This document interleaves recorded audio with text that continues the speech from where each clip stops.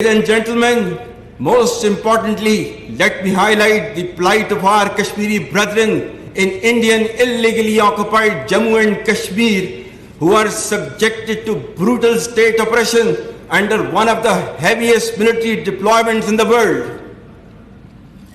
Pakistan firmly stands with its Kashmiri brethren in their historic struggle for basic human rights and their legitimate quest for the right to self-determination as per the aspirations of the people of Kashmir and the resolutions of the UN Security Council.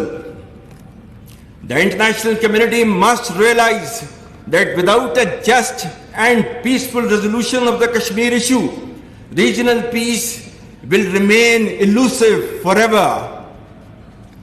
The plight of innocent Kashmiris being subjugated through blatant Indian state oppression must end.